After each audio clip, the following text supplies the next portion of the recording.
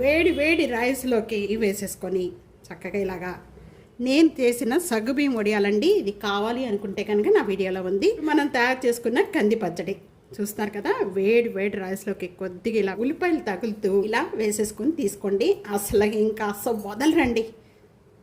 Hi friends, నమస్తే. Welcome to టియానోస్ kitchen Telugu. ఈరోజు recipe కంది పచ్చడి అండి. అసలుకి చాలా అంటే చాలా కమ్మగా ఉంటుంది. ఎంత తిన్నా ఇంకా అలాగే వెళ్ళిపోతూ ఉంటుంది. ఇంకా మాటల్లో చెప్పలేము.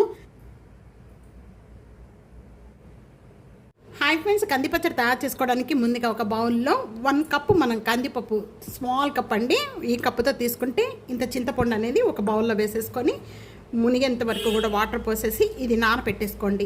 ఒక ప్యాన్లో నేను ఇక్కడ ఒక 1/2 టేబుల్ స్పూను ఆయిల్ వేస్తున్నాను. ఇక్కడ ఆయిల్ బాగా కాగిపోయిన వెంటనే 1 కప్పు కందిపప్పు వేయించుకునేటప్పుడు మీడియం ఫ్లేమ్లో పెట్టి కలుపుతూ వేయించుకోండి. బాగా వేగితే పచ్చడి అంత టేస్ట్ వస్తుంది.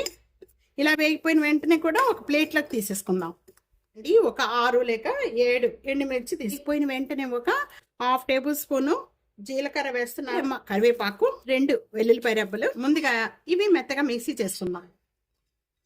మిక్సీ జార్లో పట్టుకునేటప్పుడు ముందుగా ఇక్కడ నేను సాల్ట్ వేసేస్తున్నాను. టేస్ట్ సరిపడా సాల్ట్, 1/4 టేబుల్ స్పూన్ పసుపు. ఇవన్నీ మెత్తగా చేసుకోవాలి. ఈ విధంగా మెత్తగా చేసుకున్న వెంటనే కందిపప్పు కూడా ఇప్పుడు దీంట్లో వేసేసుకోండి.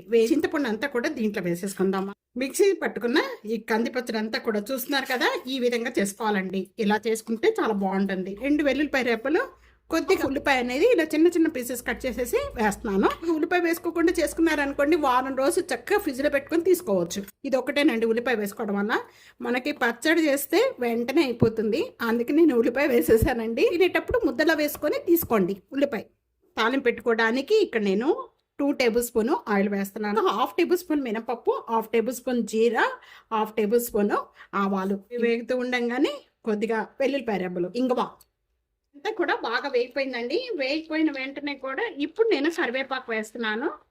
కరివేపాకు వేసిన వెంటనే కూడా ఇప్పుడు మీడియం ఫ్లేమ్లో పెట్టేసుకుందాం. మీడియం ఫ్లేమ్లో పెట్టేసుకొని ముందుగా మిక్సీ జార్ పట్టుకున్న ఈ పచ్చడి అంతా కూడా దీంట్లో కలిపేసేయండి.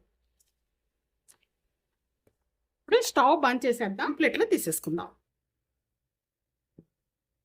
తప్పకుండా ఇదే విధంగా ఒక్కసారి ట్రై చేసి మీకు ఎలా ఉందనేది కామెంట్స్లో తెలియచేయండి. వీడియో నలుగురికి షేర్ చేయండి, లైక్ చేయండి. టియానోస్ కిచెన్ సబ్స్క్రైబ్ చేసుకోవడం మర్చిపోద్దు friends. Thank you for watching.